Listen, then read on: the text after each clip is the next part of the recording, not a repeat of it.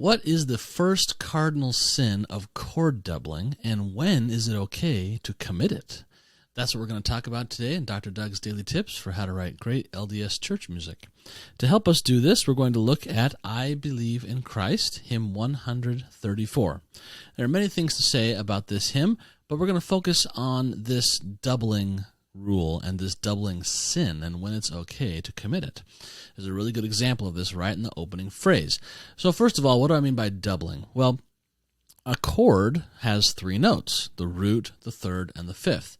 However, when you're writing a hymn, you have four parts, soprano, alto, tenor, and bass. That means somebody is going to have to double up. There's either going to be two people singing the root, two people singing the third, or two people singing the fifth. Well, which one is most appropriate? Well, there are differing rules and principles based on what kind of chord it is. But in general, let's talk about the two main types of chords that you come across when you're writing church music. Major chords and minor chords. If you come across the diminished chord, there's a bit of a different rule. Same thing with an augmented chord. But major chords and minor chords, your first choice for doubling is to double the root of the chord. If you can't double the root, your second choice would be to double the fifth. And if you can't double the fifth, your third choice, and usually your last choice, only if you're in danger of committing some kind of grievous error, would you choose to double the third. But I say usually, because there are plenty of examples when doubling the third works beautifully. And here is one example. Now, when the third does get doubled in a major chord or a minor chord, there's usually a very specific reason why, and it all comes down to smooth voice leading. And by smooth voice leading, I mean that the individual part, the soprano line, or the alto line, or the tenor line, or the bass line, has a very smooth and connected approach, one note to the next.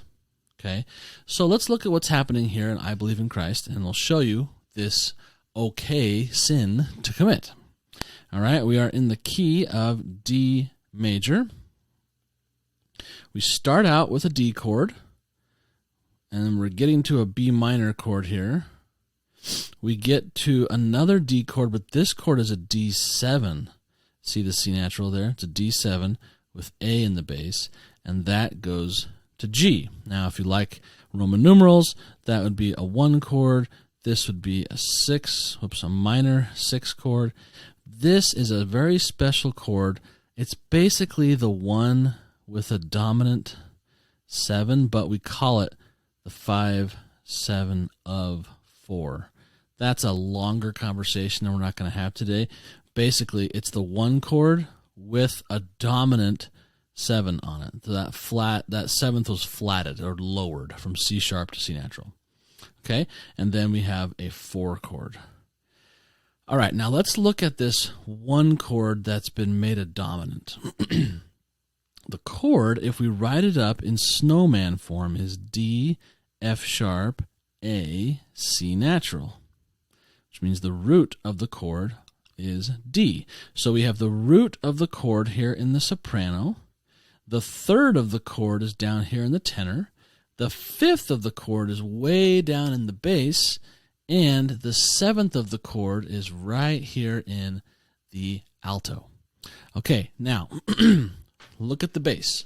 The bass has the fifth in it, and when that happens, usually, well, there are several reasons why the fifth might be in the bass, but one of the most common is that it's passing motion.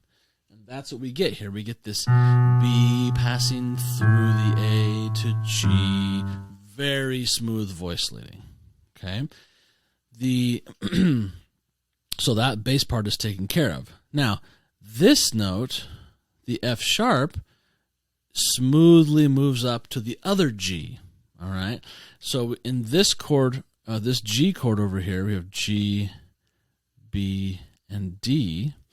The root down here, the root down here, and then a third here and a third here. See, we have 2 thirds. That's that double third I mentioned, which is usually a no-no. But in this case, it works really well because of the smooth voice leading.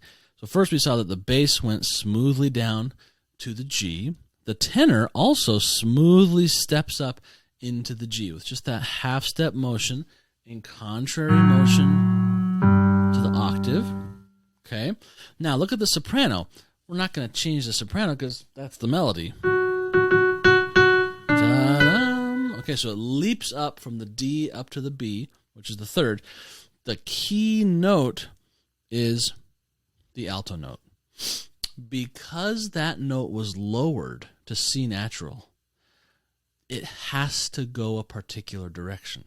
When you raise notes, they want to go up by half step. When you lower notes, they want to go down by half step. This note was lowered. It's C sharp in the key signature, but now that it's C natural's got to go down. Okay? Plus, it's the seventh of the chord, and the seventh goes down. Okay, it's a very, very important rule. So we get to that doubled third by very smooth stepping motion, and we leap up to this third because it's the melody. So we have to get it. And look at the wide spacing that you get in this chord. This is probably my favorite time to double the third, when you have a widely spaced 4 chord. That big open spacing, octave in the right hand, octave in the left hand, makes a very nice sound, and it gives it an early climax. Okay, so this is a time when committing a doubling sin is allowed.